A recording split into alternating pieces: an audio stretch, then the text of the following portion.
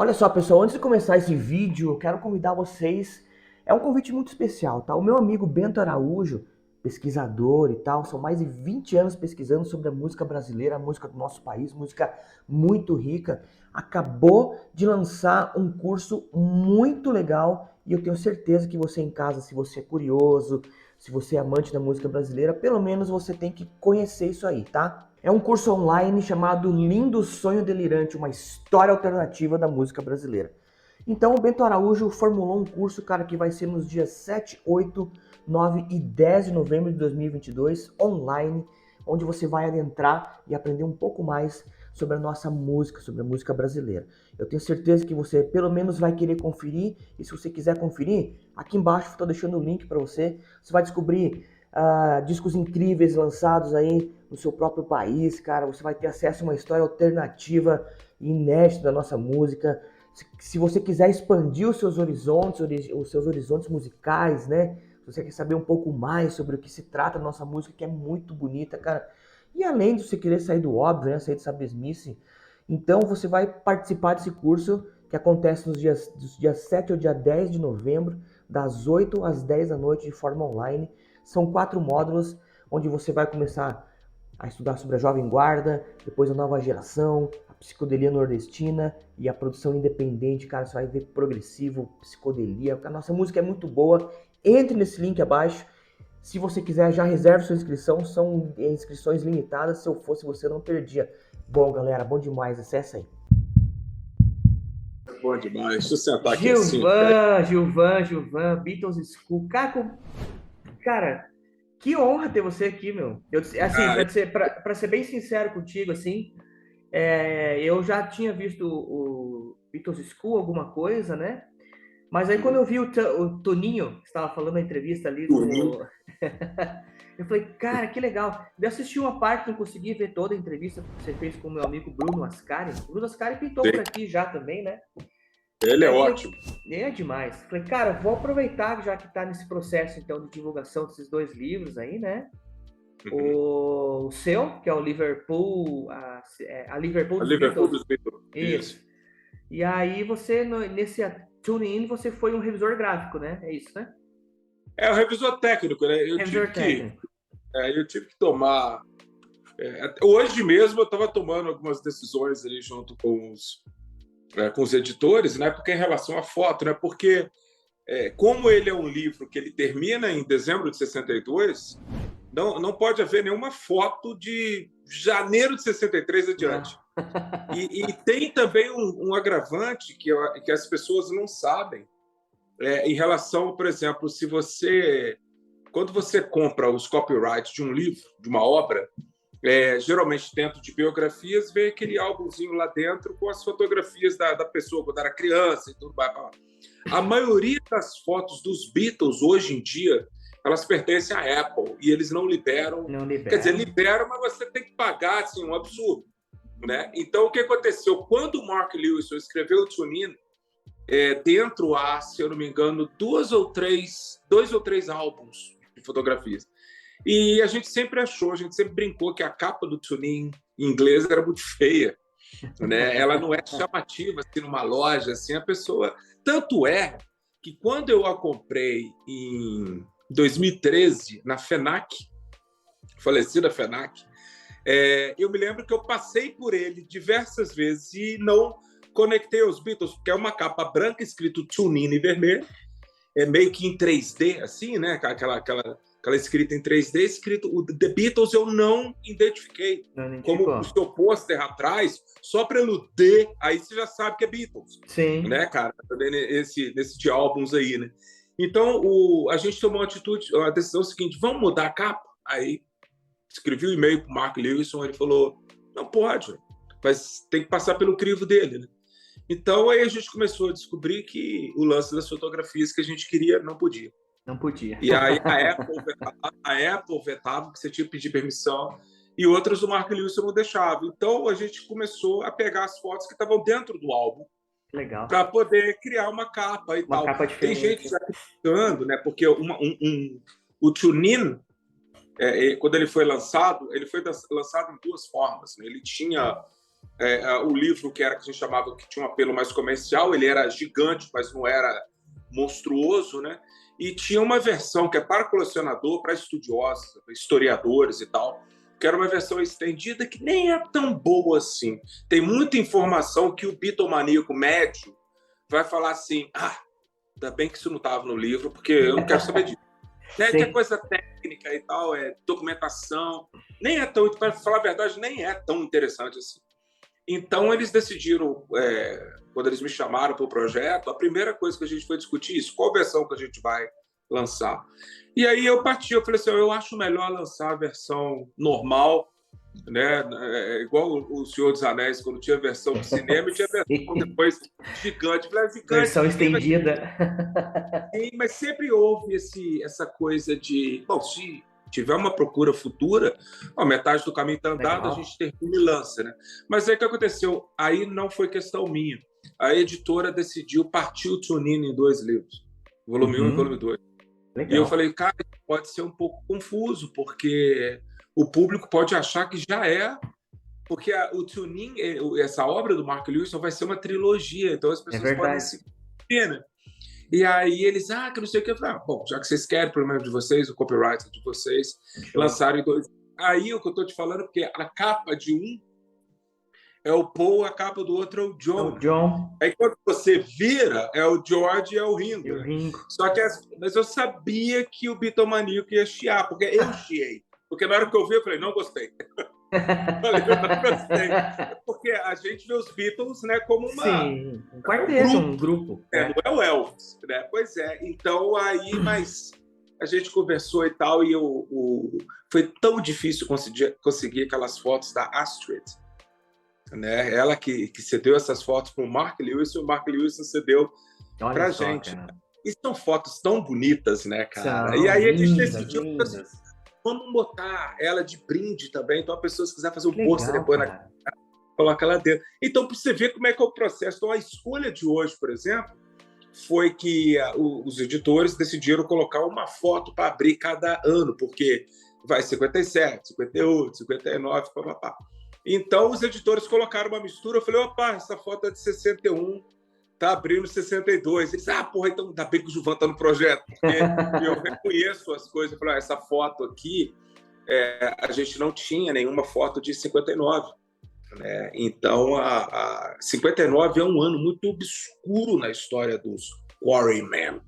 Né? É um ano que muita gente saiu, né? O Stuart não estava dentro ainda, e eles simplesmente viraram John, Paul e George. O Mark Lewisohn fala que eles se chamavam de John Page, era o apelido deles, que era John, Paul, George. Né?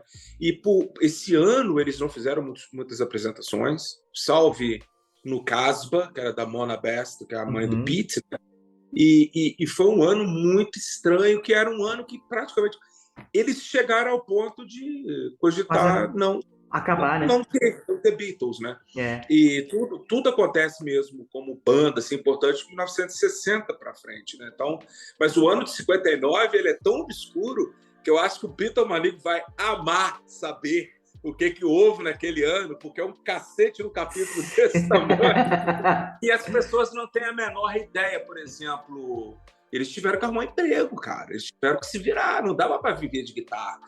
Hamburgo não existia ainda na história, né? Então, é um ano muito peculiar. Então, aí o que aconteceu? Eu achei uma foto de dezembro de 58. Olha que eu falei, bom, já que a gente não tem que abrir o capítulo com uma foto, vai colocar essa. Então, são essas pequenas miudezas que a gente chama, que cai em cima de mim decidir. Falei, Gilvan, e agora? Eu falei, não, calma, aí eu vou decidir. Então, eu sou o bitomaníaco técnico. Que legal, para poder cara. ajudar. Sensacional. Bom, você em casa aí já viu que a gente já começou conversando, porque o papo vai ser muito legal hoje, cara. A gente está abrindo aqui o nosso podcast de quinta do Minha Vida em Vinil com esse cidadão. Eu falo cidadão porque ele é um cidadão do mundo, né? É uma pessoa viajada, é um cara que conhece muito de muitas coisas, professor de inglês e tal, mas acima de tudo é um cara que, como eu estou até arrepiado, não sei se vocês vão conseguir enxergar aí, mas eu estou muito arrepiado, cara, e muito feliz de estar recebendo o Gilvan Moura Gilvan Moura, que tem o canal Beatles School, um canal espetacular voltado só para Beatles. Beatles. Aqui, Gilvan, ó. Beatles. Tá vendo aqui, ó? Beatles. Só Beatles. Beatles e as carreiras solos da galera. E, cara, ele, além de tudo, nós estávamos falando agora sobre o livro Toninho, né? Que carinhosamente aqui no Brasil é chamado de Toninho. É o único país do mundo que um livro tem apelido, né, cara? Tem um apelido. E esse livro vai estar sendo lançado, a versão brasileira, com três volumes, me falha a memória, agora no dia 1º de dezembro, junto com um livro que ele lançou, que está para lançar também, que é A Liverpool dos Beatles. Eu já comprei o Liverpool dos Beatles na pré-venda. O meu eu já garanti. E assim, eu tô muito feliz, cara, porque Beatles é um assunto que já fazia muito tempo que eu queria falar aqui no canal, mas eu ainda não tinha achado a pessoa certa, Juva. Tem muito bitomaníaco por aí. Tem, não, eu sei. É que o problema é você conversar com um bitomaníaco, e isso é uma coisa que você vai poder concordar comigo ou não. Se você falar se o ponto não tiver em cima do i, tiver em cima do u, o pessoal já vai chiar. O bitomaníaco tem isso, né? Tem que falar a data certa, tem que falar, sabe? Então a gente tá assim, vai bater esse papo hoje para falar sobre esses dois livros, para falar sobre o canal. E uma honra muito grande. Só no começo aqui tu já viu um bom humor, uma simpatia de pessoa. E eu tô muito feliz. Seja bem-vindo à minha vida em Vinil. Obrigado que você aceitou meu convite, Gilvan. É um prazer, meu cara. A gente teve uns percalços técnicos aí, mas agora tá numa boa, né? Agora tá numa boa. Mas você tem razão. O bitomaníaco, ele é muito... Mas eu acredito que todos sejam. Uma vez eu tive a ousadia de falar do Elvis no meu canal, que eu sou não tão fanático quanto pelos... Não, é engraçado porque eu faço o seguinte, as pessoas me perguntam que outros tipos de música que eu ouço, né? E a variação é muito pouca, porque eu gosto muito do rock dos anos 50, né? Eu gosto muito do Elvis, Little Richard, Chuck Berry, né? Mas nos anos 60, eu gosto muito dos grandões, né? Que eu chamo são os Rolling Stones e o The Who. Eu não sou apaixonado pelo Pink Floyd, eu nem tenho disco do Pink Floyd na minha casa, mas eu conheço muito. Mas eu não conheço história, eu não conheço, né? Se você virar para mim e falar, essa música tá em que álbum? Eu não sei, né? Eu não conheço. Um ou outro eu sei, sim, né? Mas assim, do Elvis eu sei, do Led Zeppelin eu sei, dos Stones, do The Who, né? Mas dos Beatles é questão de que eu por muitos anos eu fui só Beatlemaníaco, por muitos anos, né?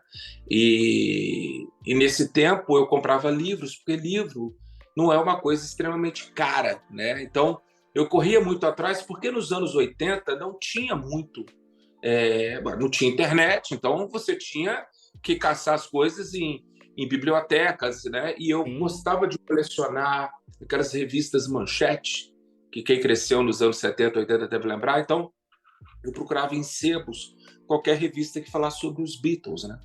Então, com isso, ao longo dos anos, até chegar à internet, eu estudei muito, eu li muito, né?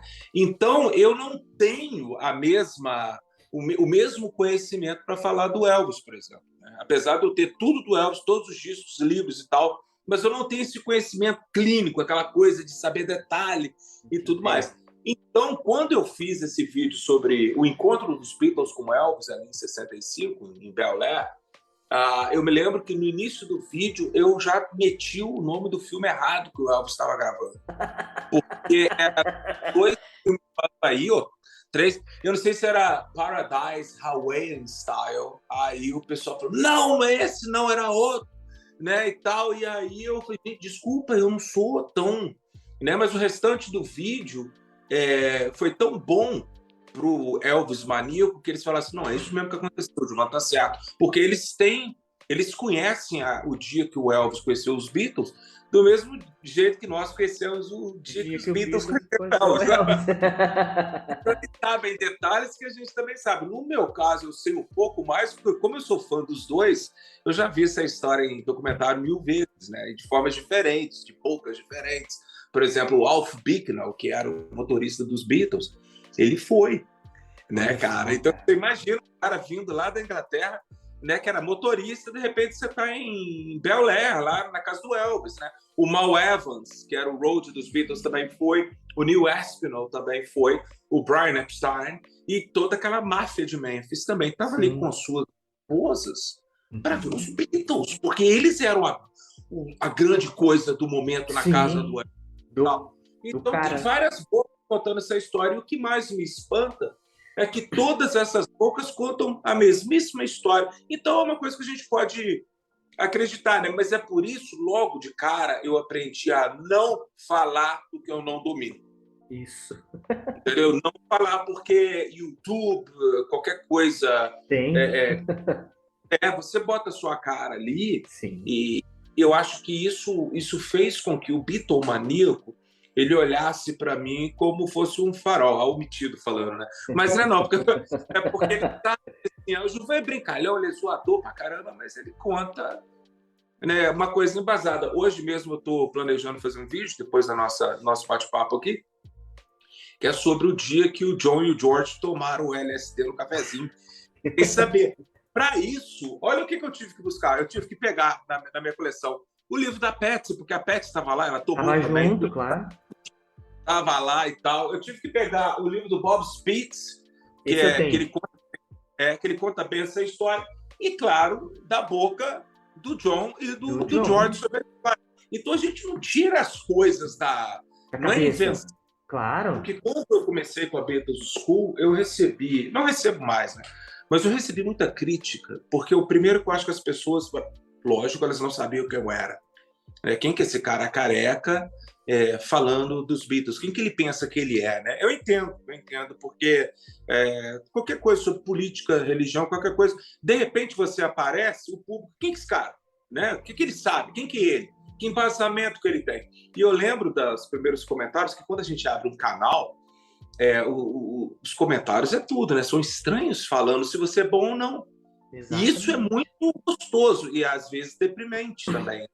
A parte gostosa que eu recebi milhares de mensagens muito carinhosas, tipo assim, onde é que você estava minha vida inteira? Isso é muito gostoso de ouvir, né? Mas por outro lado tinha pessoas, cara, que eles, por exemplo, eu me lembro de uma senhora que ela parecia ser senhora pelo perfil. Eu contei a história, eu acho que nos vídeos mais famosos meus, o George Harrison era corno, né? E aí eu contei a história porque a Patsy saiu da vida do George e foi ficar com o Eric Clapton, né, cara? Então eu contei a história toda, a mulher veio e falou assim, que intimidade é essa para falar do George Harrison? Onde você tirou essa história? Aí eu educadamente respondi, eu tirei do livro da Patsy Boyd. E ela, quem que é essa piranha dessa Patsy Boyd? Cara, ela...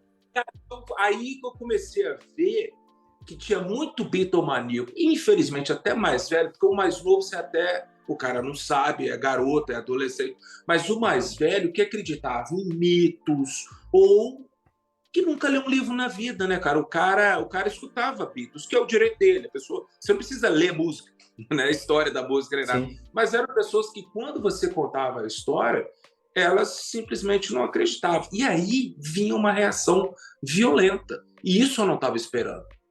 Que é de xingamento, que é de... muito... E você quase desiste, né? Só que o contrário era muito grande. O que me segurou, eu sempre falo, foi todo o amor do público da Beatles School para que eu continuasse, né? Porque não é uma coisa fácil de se fazer. Você não ganha praticamente nada com isso. O meu canal é pequeno, tem que quase 50 mil pessoas, então é um canal pequeno, mas é um canal, a gente estava brincando muito semana passada, nichado, não é bichado, não. É um canal nichado, não é para bitomaníaco e tal, então... Então, a Beatles School é um grande prazer na minha vida, mas infelizmente eu não ganho muita coisa com ela. O que eu ganhei foi notoriedade, convites para isso, para aquilo, né? É muito legal, viagens, as pessoas pagam para que você vá falar dos Beatles. Legal, então, cara. É muito legal, né, cara? Que legal. E através também do canal, tem impressão, assim, o próprio canal tem um Instagram particular, onde você também posta muita coisa, onde o pessoal aí te descobriu aí para trabalhar nessa revisão técnica do livro que vai ser lançado agora, né? O TuneIn, ele foi assim, Vou resumir, porque é uma história muito longa, daqui a pouco você vai dormir. Porque foi assim, quando o Paul McCartney lançou esse livro dele chamado As Letras, a Belas Letras comprou os direitos para trazer. Então foi um longo processo de tradução e tudo mais. E havia necessidade, hoje, você não faz propaganda na TV, você faz propaganda no YouTube. Você procura... nós, youtubers, agora nós somos antigos radialistas, né? Tipo assim, toca a música da minha banda aí que eu te dou uma grana. Então começou a ver esse cara, vende, porque eles viram que era o meu canal que ia vender aquele livro, que ia ajudar a vender aquele livro, porque o público, fã do Paul McCartney, estava ali. Então não adianta você escrever para um youtuber que fala de música e fala só, tem um livro do Paul McCartney. Muita gente vai ver, mas não muita gente vai comprar. E eles viram isso naturalmente, e a primeira coisa que eles fizeram foi me colocar no projeto. Mas só que o projeto já estava tudo pronto, o livro já estava lançado. Então eles me presentearam, eu falei, pelo amor de Deus, faz vídeo e tal. E logo eles pediram para que eu fizesse, para quem comprasse lá, nessa semana promoção, se você comprar o McCartney As Letras, você vai ter 3 horas do Gilvan explicando tintim por tintim, letra por letra e tudo mais. E aquilo muita gente achou interessante, né, cara? E compraram e tal. Então, esse foi o nosso primeiro contato, né? Lógico que teve o Som de Peso também, que o primeiro livro era dos Beatles, então eles já me mandaram tal para poder fazer a divulgação. E isso, o dono o CEO da Belas Letras, que é o Gustavo Gantler, ele ficou sabendo de mim e ele começou a assistir meus vídeos, cara. Ele começou a assistir meus vídeos e dá muita risada. Porque ele falou, você é muito bobo, cara, mas tipo, você tem embasamento, mas você é muito engraçado. O jeito que você conta a história, você é um contador de história nato. Né? E isso vem muito da minha carreira de professor, né, cara? E aí, eu acho que ele viu em algum lugar, já era a segunda vez que ele via esse nome, TuneIn, Mark Lewisohn. Então ele começou a fazer uma pesquisa e ele viu que era um livro que uma outra editora já havia comprado os direitos, começado até a fazer a tradução, e aí ele conseguiu, e eles não lançaram o livro. E aí ele comprou os direitos e ele não gostou da tradução, pediu para uma outra equipe traduzir. Mas era uma responsabilidade muito grande, porque é a Bíblia dos Beatles, né, cara? Né, eu acredito que é o livro que o Ringo, quando ele tem dúvidas sobre a própria vida, ele vai lá ler. Tipo assim, o que eu fiz em janeiro de 57? Aí o que acontece? A primeira coisa que ele pensou, porque ele viu eu falando, né? Por exemplo, igual eu te mostrei aqui, quando eu vou fazer um vídeo, eu falo, gente, eu tirei informação desse livro aqui, se por acaso você quiser comprar esse livro e tal. E ele viu e falou assim, não, você falava do TuneIn. E aí ele, quando na reunião lá com a equipe dele, ele falou assim, tem uma coisa que eu preciso trazer o Gilvan para esse projeto. Né? E alguém deve ter falado com ele, mas o Gilvan é professor de inglês. Não, o tradutor já tinha o time dele. E eu não mexo com tradução, é algo dificílimo. Eu faço o contrário, né, cara? Eu ensino as pessoas a falar inglês, não a traduzir, né? E aí ele, não, como é que a gente pode fazer? Ele falou assim, se tiver erro no livro, é o Gilvan que vai anotar na tradução. Ele vai ser o cara chato que vai falar, tá errado, né? Porque eu já li o TuneIn, eu li quando eu comprei e depois ele passou a ser um livro de referência para poder eu fazer meus vídeos na Beatles School, né? Então aí na hora ele já me ligou. Eu lembro que eu não o reconheci, né? Porque eu não sabia quem que era. Eu falei, quem que está o Gustavo tá me ligando? E aí ele me apresentou o Germano Pirate, que é o editor do livro, né? O Germano é que toma praticamente todas as decisões. E aí o Germano, logo a gente ficou amigo, cara, de cara. Foi essa a primeira videoconferência nossa, a gente já começou a conversar e tal. Eu não sabia muito bem, para ser sincero, qual seria o meu papel. Então, aí veio capítulos. Aí o Germano falou assim, Gilvan, estou te mandando... Eles me fizeram uma proposta financeira lá, foi legal, porque como eu tenho um curso de inglês e eu tenho muito aluno, eu não tenho tempo para ficar lendo o livro que eu já li. Então, eles tiveram que me pagar para poder fazer esse serviço. E aí que eu entendi o que era. Quando eles mandavam um livro para mim, ainda em documento de Word, Ele vinha com um balãozinho do lado e eram as dúvidas. Gilvan, isso está certo? Gilvan, é assim mesmo? Tal. E eu comecei a corrigir os tradutores, o que é uma coisa perigosa, porque todo mundo tem ego, né, cara? Então, você corrigiu o tradutor e falou assim, velho, deixa eu te falar uma coisinha.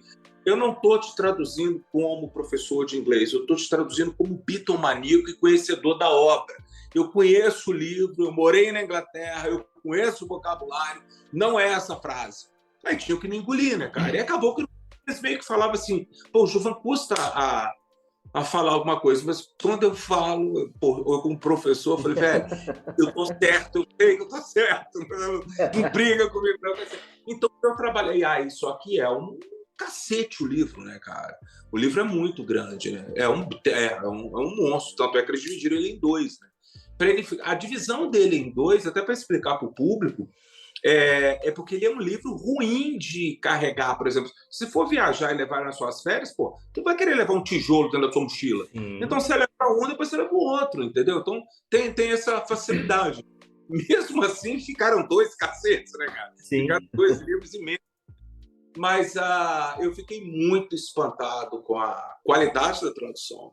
Realmente, a Belas Letras, eles primam por isso, né? Porque eles sabiam que seria uma coisa perigosa. Porque, cara, a gente que é bitomaníaco e os bitomaníacos que sabem inglês, sabem ler bem inglês, a gente aponta as coisas quando são traduzidas. Você vê? Nossa, que tradução fodida, que frasezinha maldita e tal. Então, a gente ou, tipo assim, reduzir. Se vai ter erro, também eu não sei. Vai alguma coisa que eu não vi, ou eles também não viram. Mas tinham dois tradutores, uma revisora de português, o editor e eu com uma edição final, né, cara? Que eu tinha que ler tudo, né? Então, passar mesmo o pente fino na obra, e eu fiquei muitíssimo satisfeito, né? Porque eu estava envolvido. Mas E toda vez que eu estava insatisfeito, eu tive liberdade para criticar e fui ouvido.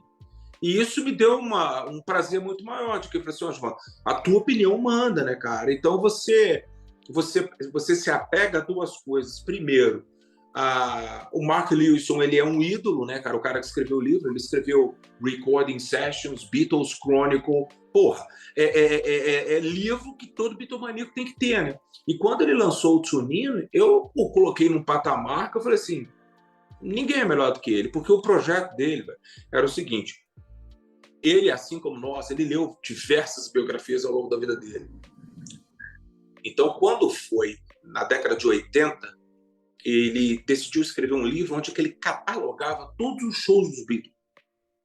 Então ele catalogou, e aquilo impressionou muito a EMI, lá em Inglaterra. E aí eles convidaram para ele o seguinte, já que você fez isso aqui, foi muito... A gente vai te contratar, olha o trabalho do cara, a gente vai te contratar, você vai escutar tudo dos Beatles que não foi lançado e vai catalogar. Porra! Isso antes do Anthology, velho. Isso antes do Anthology. Entendeu? Então ele entra naqueles porões da EMI lá em Abbey Road. Que loucura, e né? foi escutar, foi catalogando. Aí ele escreveu esse livro que foi patrocinado, chamado Recording Sessions. E ele é um sucesso de vendas até hoje. Né? Você vai na Amazon lá e tá lá. Né? E você vai em sebos na Inglaterra, você sempre encontra ele, porque ele foi vendido a tonelada, né, cara? Porque você vê que o livro foi um sucesso quando você encontra várias cópias deles em sebos, né, cara? É igual discos antigos dos Beatles que as pessoas... Mas como que você consegue encontrar o Beatlemania, que é um disco de 1964 no sebo? Cara, milhões foram vendidos, cara. Então, a gente encontra. Então, cara, depois disso, ele juntou os dois livros, né, o de músicas, ou de shows, com o Recording Session. Ele escreveu Beatles Chronicle, que é o meu livro predileto, né, onde tem tudo, né? Então ele conta, por exemplo, sessões de gravações de Help, o filme, não apenas o disco, o álbum, né, cara? Esse dia eles gravaram a cena que que os dublês têm que sair voando pela janela do restaurante. Então ele vai contando tudo. Chronicles mesmo, cronologia, tipo, de A a Z, assim, total, né? Exato. Então quando foi ali por volta da década de 90, ele foi consultor histórico do projeto Anthology, velho. Então, pelo amor de Deus, né, cara? Então, quando foi pro final dos anos 90, ele viu que a obra dele era muito boa e ele via biografias, como a gente já falou, do Bob Spitz, do Hunter Davis, né, do Philip Norman. E ele decidiu o seguinte: daqui a 300, 400 anos, quando a pessoa, um jovem lá, olhar para trás e ver esse fenômeno que foi a década de 60 do século XX, tem obra, tem literatura séria disponível? Ele falou assim: tem, aqui eu vou criar. Olha Então só. ele criou o primeiro, que agora a gente, com a Belas Letras, está lançando. Acredito que ano que vem vai vir a segunda parte.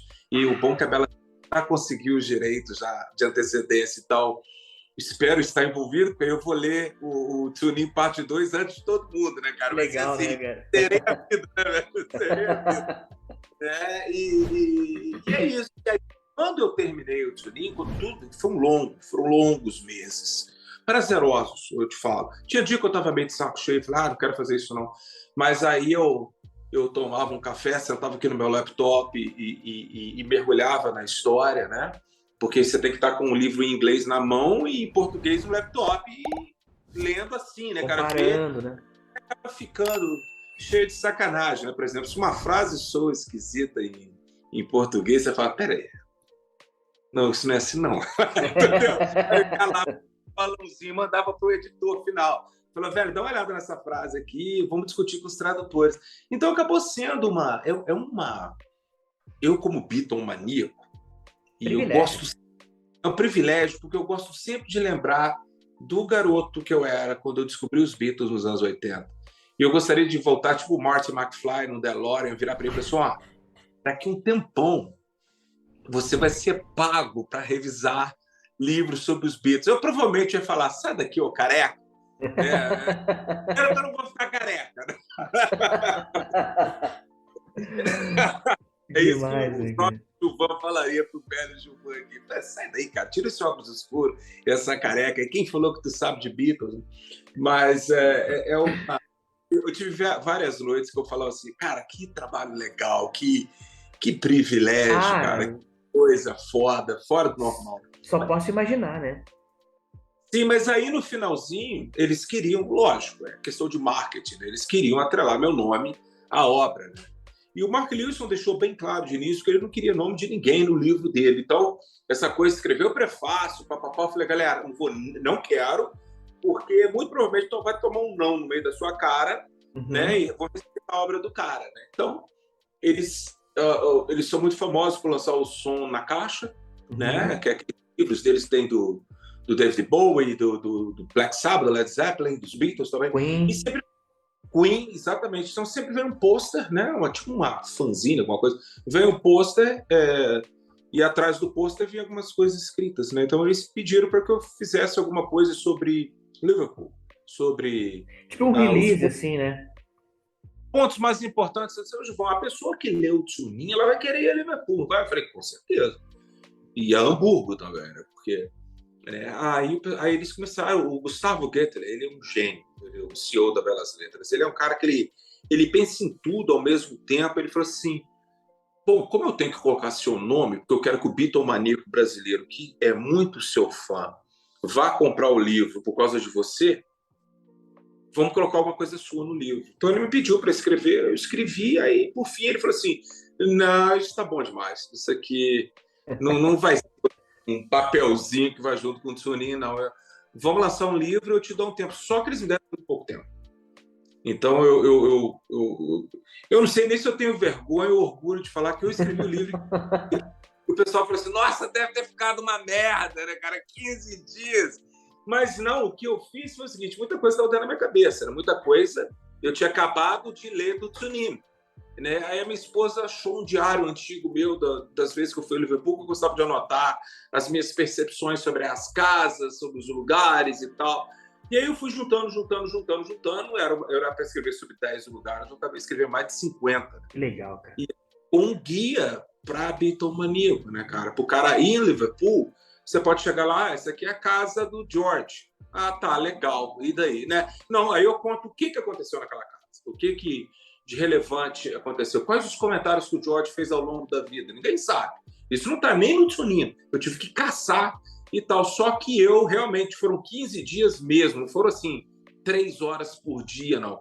Eu fiquei 15 dias completamente enfiado dentro de Liverpool, conversando com amigos meus que moram lá, que foram nas casas, tiraram fotos, teve lugares que eu não conhecia, mas eu tinha que escrever a respeito.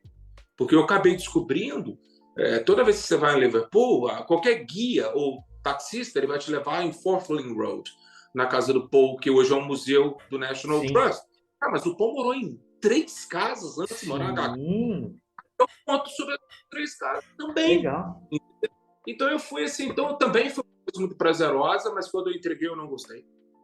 Aí eu falei assim, não, eu não gostei do produto final. Eles amaram, mas eu falei, não, porque eu tenho nome. Aí você começa com aquela piração, né? Não, eu tenho nome, eu tenho 50 mil amigos ali que confiam em mim, eu quero mais um mês. Aí eles me deram um mês. E aí que eu me aprofundei mesmo. Eu acabei descobrindo coisas que nem eu sabia, né? E aí terminei o livro, entreguei e vai ser... Já foi lançado, foi interessante que no dia que ele foi lançado, todo mundo da Beatles School, inclusive você, né, cara? Todo mundo comprou o livro, né, cara? Então ele chegou nos primeiros lugares da Amazon.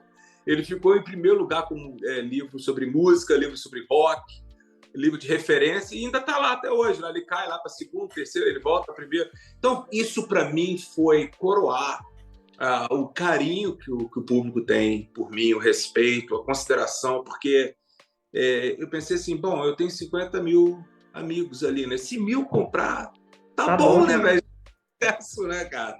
Já é um sucesso, mas foi muito mais do que isso. Então, realmente, que bom, né? Eu estou muito feliz, muito feliz. Eu Isso me fez... imagino. A gente que fica feliz, cara, porque daí a gente... É que assim, ó, é aquilo que você falou, né? Às vezes, a gente está tão acostumado a ver por aí o mais do mesmo, entendeu? Sim. Falando sobre Beatles, e até porque uma coisa que você falou, Beatles é uma história que ela tem um começo, ela tem um meio e ela tem um fim, e ela termina, e ela acaba e acabou, né? Então, só que durante esse tempo todo aí, de 10, 12 anos, enfim, tem muita coisa que aconteceu, eles revolucionaram muita coisa, e cada vez ainda a gente acaba descobrindo coisas novas. Você veja, você fez um trabalho de pesquisa que foi bem a fundo, como você mesmo disse.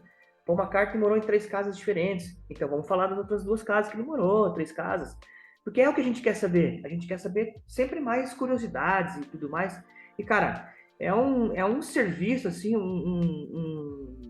uma coisa que, cara, não tinha como não dar certo, entendeu? Porque o cara que não gosta de Beatles, ele vai uma hora pegar o livro e fala assim, cara, agora eu tô com vontade de ir lá para Liverpool para passar pelos caminhos para me conhecer. Com certeza. A pessoa vai gostar muito, porque eu fiz pensando no viajante, naquele cara que está lá no aeroporto ali, ele falou, pô, eu tô indo para a Inglaterra, ele acha meu livro em português, claro, e vai se divertir em Liverpool, sabendo o que ele está vendo, sabendo as histórias e tudo mais. Isso vai ser muito mais interessante para ele. Mas eu também pensei no Beatlemaníaco, que é aquele cara que vai para Liverpool, porque é a Disney dele, é a Meca dele, e ele vai com o meu livro como se fosse um lembrete do que ele já sabe, mas é sempre bom. Por exemplo, eu acredito, um sonho vai ser para mim, o dia que eu ver algum brasileiro, nos portões de Strawberry Fields segurando meu livro, cara. Acho que isso para mim caralho, entendeu? Porque é exatamente o que eu pensei. Você lá com a sua esposa, namorada, sei lá quem for, e ali na porta da casa da tia Mimi, lendo o meu livro e olhando para casa, falou assim, não é só uma casa, né? Olha o que aconteceu aqui, né, cara, e tal. Isso tem sido muito importante para mim. Eu tenho apenas a capa, né? Um livro fake, né? Eu até brinco que a Belas Letras deram o livro para mim e colocaram um livro dentro, né? Um livro... Aí o pessoal fica brincando comigo, eu fico sacaneando a galera. O pessoal fala assim, pô, João, o livro já tá pronto. Eu falei assim, mas isso aqui é só a capa, galera. É só... Né? Isso aqui é um outro livro dentro aqui. Aí eu brinco lá, tipo assim, como aumentar seu pênis em 15 dias. Não tem nada a ver com isso. É fake, né, cara? É fake, mas total. Eu fiquei feliz. Eu gostei porque eles colocaram essa foto que sou eu e a Marilu, minha gata, né, cara? Sim. E eu dediquei o livro a todos os cães e gatos, porque a minha esposa falou, você vai dedicar o livro a alguém? Eu falei, meu amor, eu vou te colocar nos agradecimentos, assim como meus pais, minhas irmãs, meus amigos da Beatles School, mas os animais, para mim, são muito importantes, foram e são muito importantes na minha vida. Eu tive muito cachorro, A Marilu, por exemplo, o nome dela é Marilu, porque ela é a junção da primeira sílaba do nome dos meus 3 cães que já se foram, que era Marta, Ringo e Rindo. Lúcia. Acabou ficando Marilu, né? Eu peguei Legal, para cara. los, né? Então eu decidi homenagear eles, porque é engraçado a quantidade de bitomaníaco que tem pets, né, cara? Todo mundo tem um cachorro, você Todo mundo tem tem. um bicho, né, cara? É uma coisa que está fazendo parte. Mas eu fiquei muito surpreso, realmente, com o sucesso de venda. Aí eu fui chamado para ir a Gramado, né, cara, para poder falar do Legal, Tio. cara. Eu lembro, aquilo foi muito bacana, velho. Não, me colocaram num hotel, assim, de luxo, entendeu? Só restaurante de luxo. Eu falei, cara, eu não mereço. É aquela postou, né? Eu falei, vocês têm certeza mesmo que vocês querem pagar o avião, pagaram Sim. tudo, mas é legal, cara. Eu só não sei como é que vai ser daqui para frente. Realmente, convites eu recebi vários, né, cara, para poder fazer noite de autógrafo, aquela coisa toda. Só que isso vai sair do meu bolso, né, cara? Nem a editora paga, muito menos a livraria que está te convidando paga, né? Como eu moro em Ouro Preto, eu falei assim, velho, eu vou em Belo Horizonte, talvez em Juiz de Fora, que Pertinho, é né? para parar em outros lugares sem receber nada por isso, não vale a pena. Então, eu brinco porque eu tive muito medo. Você gosta do Monty Python? Gosto, poxa.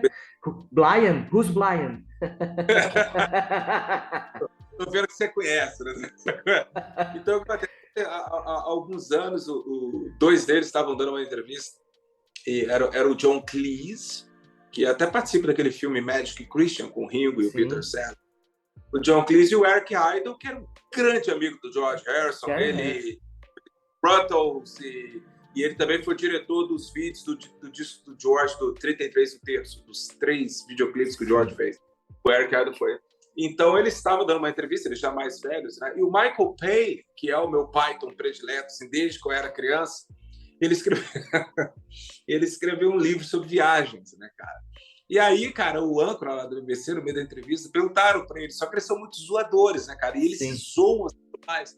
E eles falaram, aí perguntou para ele, vocês leram o livro do seu companheiro, do Michael Payne? Aí os dois começam a bocejar, tipo assim, ai, a gente leu.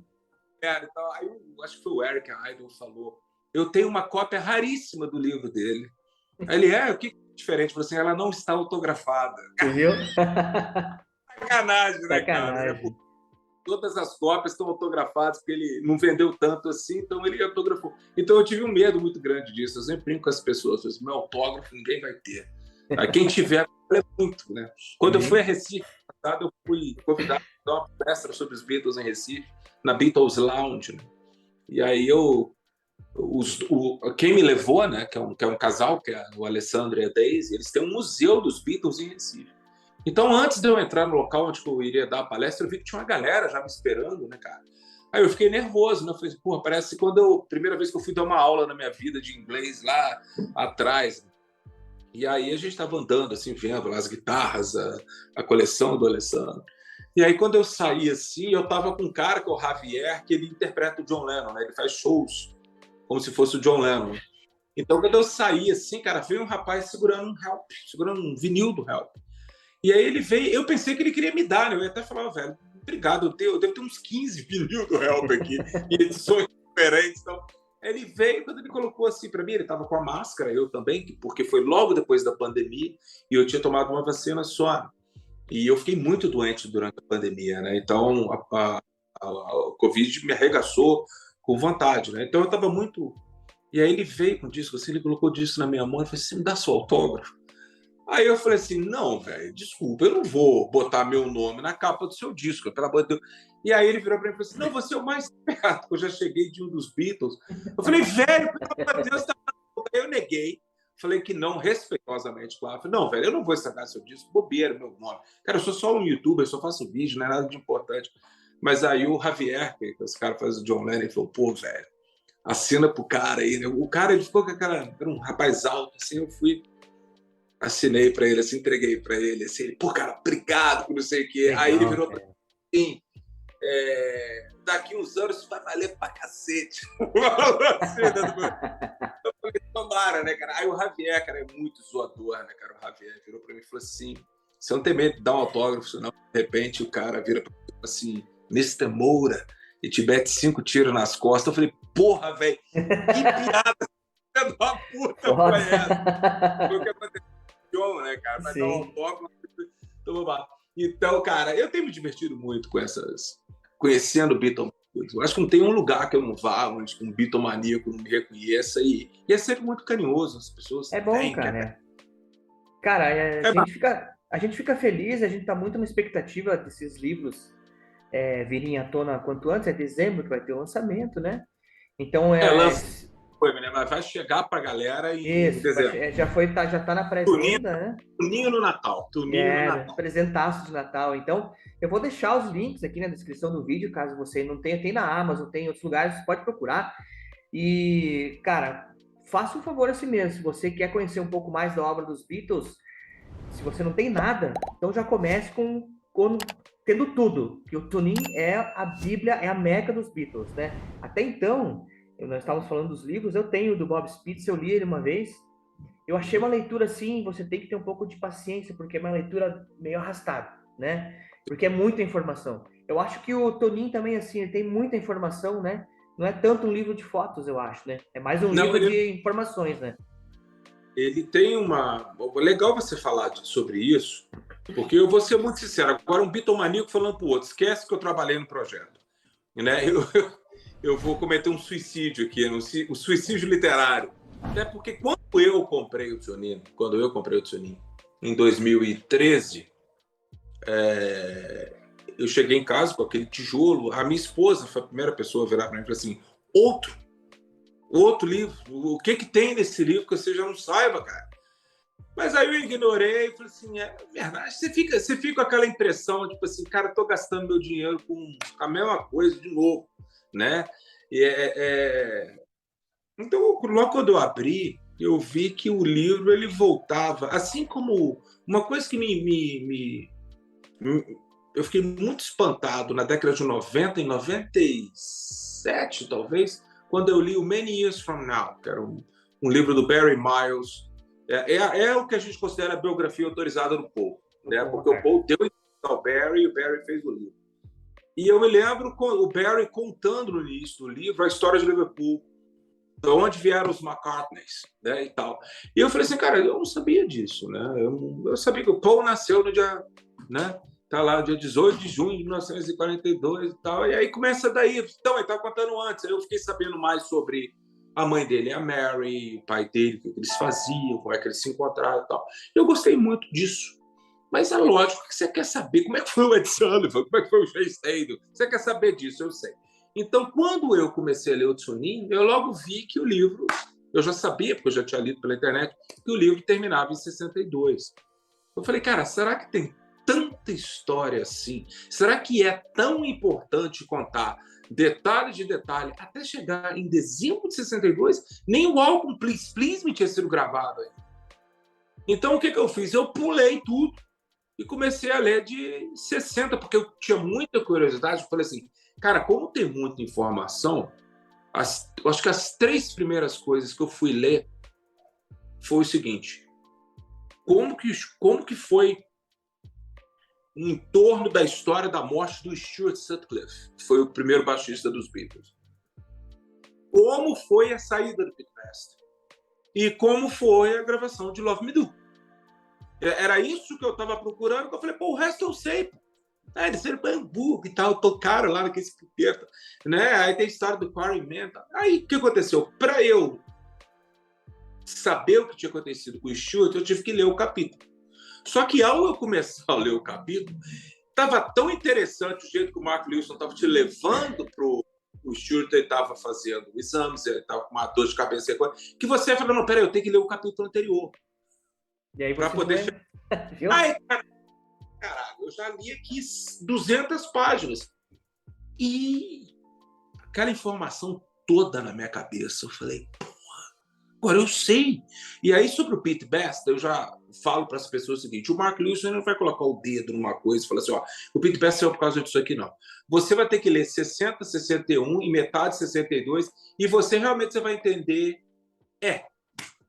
o Pete tinha que sair. Então, o Mark Lewisohn ele vai te pontuando. Tem pessoas que criticam, falam que o Mark Lewisohn foi muito duro com o Pete Best.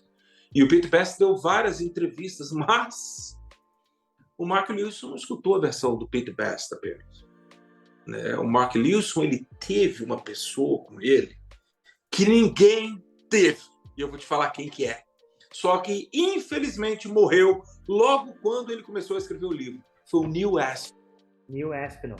Que era o road dos Beatles desde que os Beatles eram Silver Beatles, né? E ele morou na casa da família Best, teve um relacionamento com a mãe do Pete Best, teve um filho com a mãe do Pete Best, né? Que o Rogue é irmão do Pete Best, mas ele é filho do Neil. Ele estava com o Pete no dia que o Brian Epstein manda ele embora. E ele continuou trabalhando com os Beatles, depois ele foi ser diretor da Apple. Depois, quando o Alan Klein entra, ele sai um pouco, mas depois ele volta. E ele foi, ao longo de toda a sua vida, a cola que segurou Yoko, Paul, Ringo e Olivia. Tanto é que quando a Olivia e o Danny vão receber lá a honraria lá no Rock and Roll Hall of Fame, quem eles agradecem é o Neil. E aí o Neil estava lá com ela, logo depois ele morreu. Então o Mark Lewisohn ficou muito amigo do Neil por causa dessa porrada de projeto. Ele que entrevistou as pessoas para poder colocar no DVD do Help, lá nos extras, né? Ele entrevistou os atores. Ele que fez a direção histórica lá do Projeto Anthology. Ele escreveu o Beatles Chronicle, o Recording Sessions. Então, o Neil sabia quem que ele era, mas o Neil pergunta para ele, por que mais um livro dos Beatles?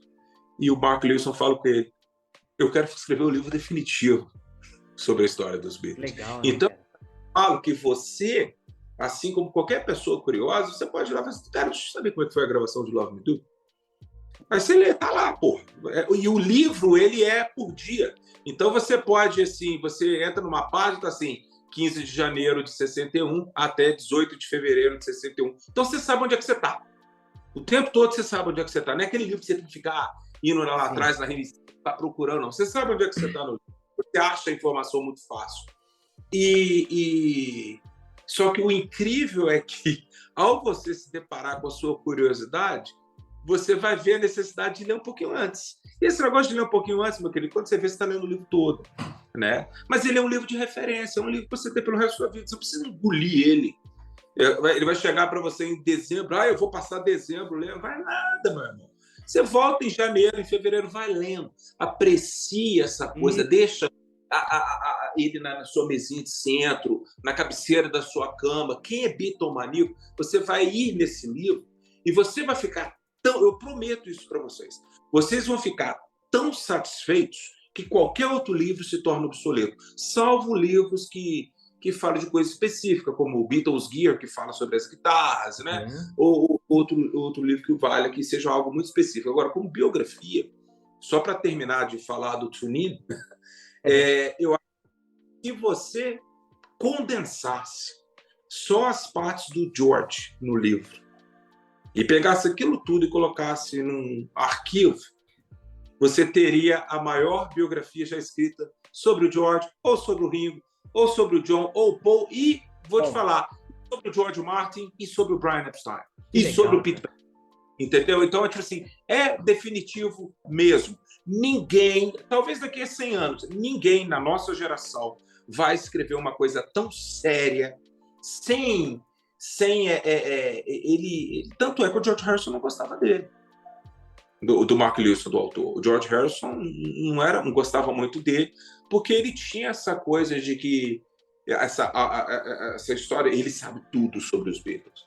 Uma vez o George, não sei se você conhece essa história, uma vez o George, na década de 90, o convidou à sua casa para jantar. E o Mark Lewisohn, ele sempre foi mais próximo ao Paul, porque o Paul sempre foi mais gentil, mais educado. Colado. O Ringo botou na cabeça de que se você não me conhece, você não tem direito de escrever sobre mim.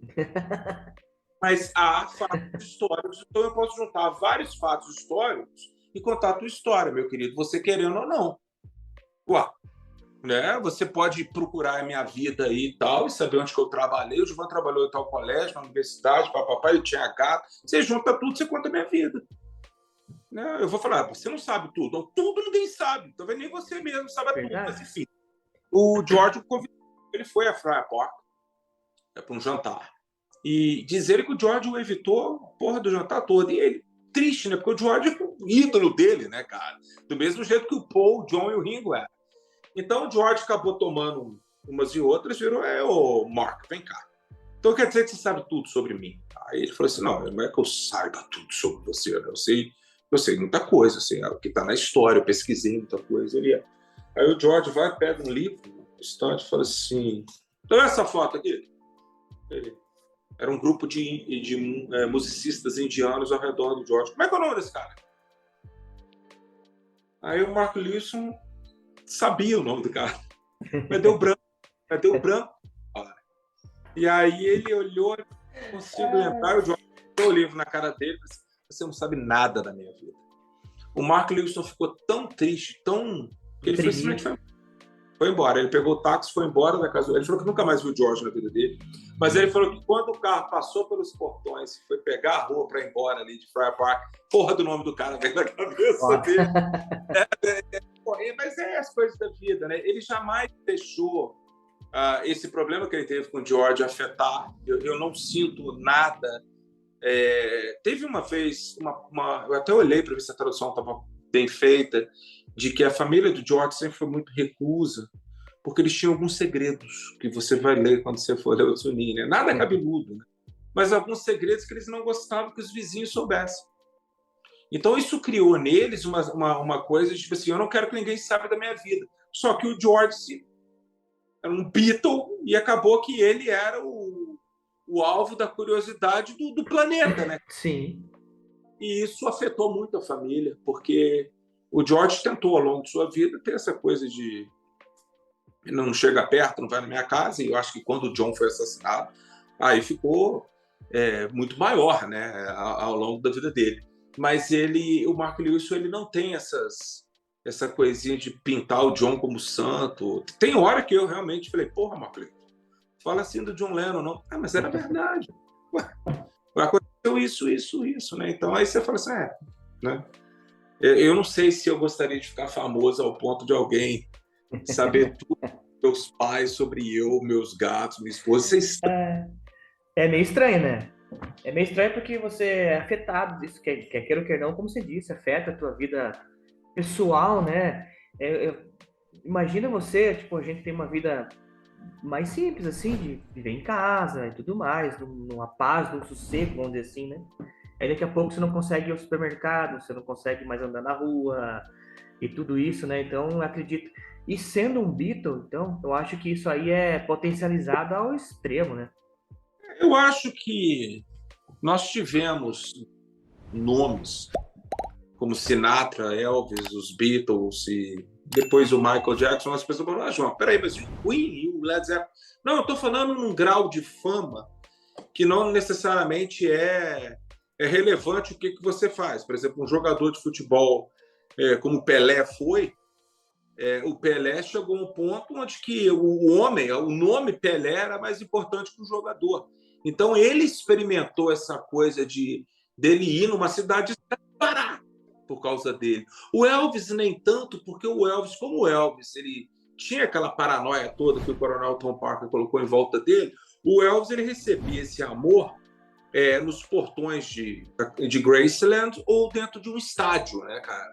Mas os Beatles, eles eram 4 caras que eles gostavam de ir num restaurante ou numa boate.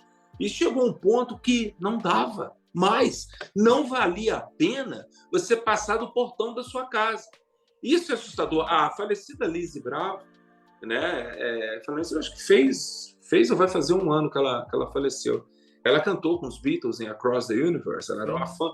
O livro dela, que é maravilhoso, eu sempre indico o livro dela, acho que deve estar saindo uma 2ª edição agora, né? Pelas mãos da filha dela. Eu me lembro que a Lizzy, que o livro dela é um diário, né? Da estadia dela em Londres. Né? Aí no dia tal eu fui para a casa do John. Então ela adentrava os portões de Weybridge, onde ele morava com a Cynthia, e ela e as outras meninas sentavam no gramado e ficavam ali até o John sair, né? Então o John vinha, ou o George, lá em Esher, ou o Ringo, lá em Sunny Heights, ali, Era aquela coisa tipo assim, ó, eu vou, tá, tira uma foto comigo, mas vaza da minha casa. Ah, tá bom. Dá um pouquinho, então elas tudo lá de volta. Então, tipo assim, eu sei que parece ser pequeno, mas é um cara que ele não podia ir no restaurante ou no supermercado. E Nada, eu não né? sei, deve ser muito, sei lá, uma coisa que as pessoas queriam. Pô, deve ser tão legal ser amado, né? Ser reconhecido e tal. Cara, deve, claro que é, né? Mas eu acho que quando chega a um ponto, bom, o Michael Jackson foi, os Beatles foram, o Sinatra, o Elvis, eu acho que não sei se vale a pena, não. Ou Pelé, entendeu? Eu não sei se o Cristiano Ronaldo ele poderia. Eu acho que ele está na Inglaterra, sei lá, não sei onde que ele está, na Itália. Mas, na Itália. cidade que ele tá jogando, ele é um cara que não pode ir. Vamos numa tratoria ali comer um negócio? Não, primeiro que ele não vai comer, porque ele é rasgado, né, cara? O cara malha pra caralho. Mas se ele quisesse, não poderia. Só que os Beatles, eles não podiam andar no planeta, velho.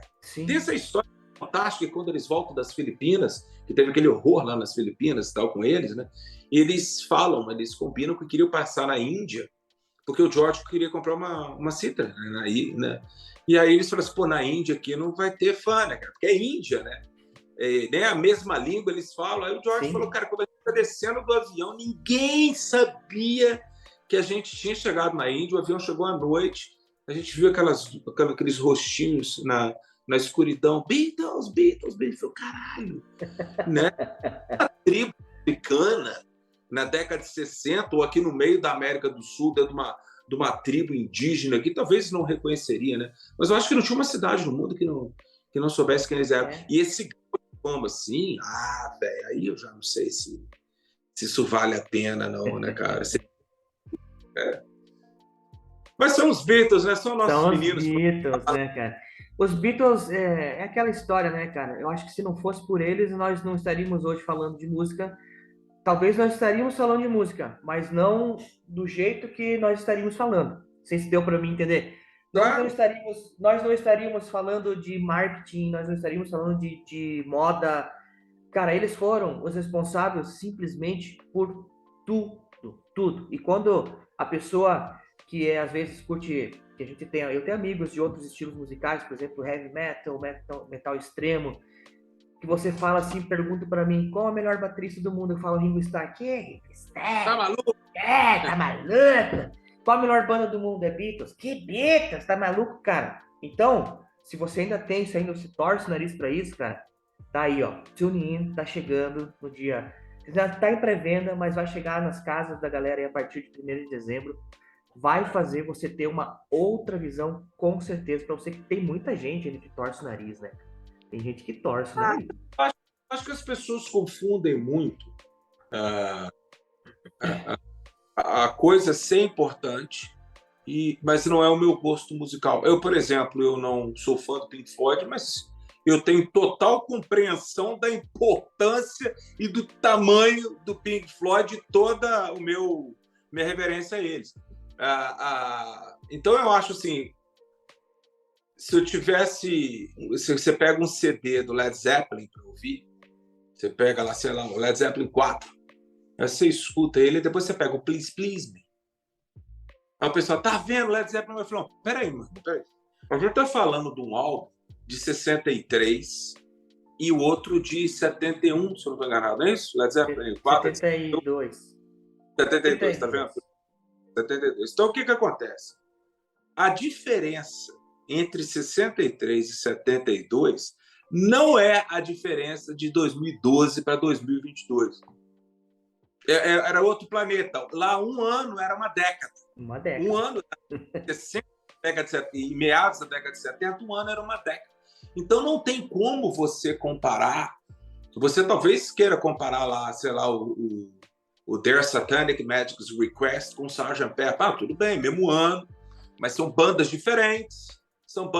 Eu custei para gostar, era o disco que eu menos gostava dos Stones, até que eu ganhei uma cópia original de 67 de um fã da Beatles School, e ele falou assim, ouça. E aí eu falei, realmente, o disco não é ruim, não, mas eu tenho outras coisas dos Stones que eu prefiro, como Stick e o Beggars Banquet e coisa que vale. Mas, enfim, qual que é o ponto que eu quero mostrar para as pessoas? Não dá para comparar. Você não dá para comparar, e principalmente o fato de que os Beatles eram muito ecléticos. Então você pode comparar, talvez, o Please Please Me com With the Beatles, né? O Hard Day's Night e o Rubber Soul, e o Help, né? Desculpa, Hard Day's Night e o Rubber Soul, não, Hard Day's Night e o Beatles for Sale. Mas talvez você possa comparar o Rubber Soul com o Revolver. Tem gente que sempre brinca, né? Sgt. Pepper é mais importante, mas o Revolver é melhor. Mas aí eu falo com as pessoas, importante. O que é importante? Importante porque mudou tudo. A gente pode até falar que os Beatles não inventaram tudo, né? Mas foram eles que botaram tudo nas prateleiras que as pessoas consumiram, né? Eu sei que outras pessoas fizeram álbuns com outros instrumentos, como o Brian Wilson fez com Pet Sounds, mas foram os Beatles que pegaram o Sgt. Pepper e jogaram na cara do povo. Eu acho que a coisa mais importante dos Beatles era o seguinte: vocês tinham banda que tocava e ninguém sabia o nome deles. O que era importante era o vocalista, era o Elvis, era o Buddy Holly and the Crickets. Eu sempre pergunto, qual que é o nome dos 2 integrantes do Cricket? Ninguém lembra. Ninguém, mas todo mundo lembra do Buddy Holly, né? Ninguém lembra da banda de apoio do Little Richard? Não. Eles eram brancos ou pretos? Não sei. O Little Richard era tão grande. Os Beatles, quando eles chegaram, acho que talvez do Elvis as pessoas lembram do Scotty Moore, do DJ Fontana, do Bill Black no baixo. Então as pessoas talvez que conhecem um pouco mais de rock. Mas os Beatles, eles fizeram uma coisa que foi muito interessante para mim. Eles vinham com esse rhythm and blues. Eles vinham bebendo no Carl Perkins, no Little Richard, no Elvis, no Buddy Holly. Só que eles também bebiam no Motown. E até né? Primeiro que você não tinha uma banda com 2 vocalistas. Os Everly Brothers, não era uma banda. Eu estou falando uma banda. Você não tinha uma banda com 2 vocalistas. Na verdade, 4. E muitas das vezes, a maioria das vezes ali, o John e o Paul, eu vi um documentário um dia desse que eles falam, talvez uma das coisas mais bonitas do século XX é a mescla entre a voz do John e do Paul. Entendeu? Essa foi uma das coisas mais bonitas que já foi feito, que Deus já fez, né? A voz do John com a voz do Paul. Só que nisso você tem um guitarrista muito bom, que sabia seu lugar no início, ele sabia seu lugar pelo George. Você tinha um baterista que o Ringo ele teve a capacidade de... Ele tinha um estilo próprio, mas ao longo que os compositores estavam compondo completamente diferente, ele começou a tocar diferente. Então você pode falar da Live. O Ringo teve que inventar uma bateria para dentro da Live. Ele inventou aquele início de Ticket to Ride, né, de bater no Come Together. Come Together. Então a gente tem tantos Tomorrow exemplos. Never Knows. E tanto é que o Ringo não conseguiu ser o que ele foi nos anos 60 mais. Por quê? Porque não tinha ninguém para fazer as músicas para que ele crescesse como baterista. Porque primeiro que ele nunca foi um louco de porrar tudo como o John Bonham ou o Keith Moon, né? Mas o que eu vejo no Ringo é o seguinte, eu sempre brinco com as pessoas assim, você consegue tocar igual o Ringo, né, as músicas dos Beatles, os bateristas, né?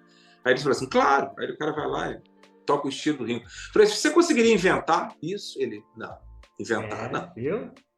Então, o solo do George não deve ser tão difícil fazer, né? Mas você conseguiria fazer? Não. Então, os Beatles criaram.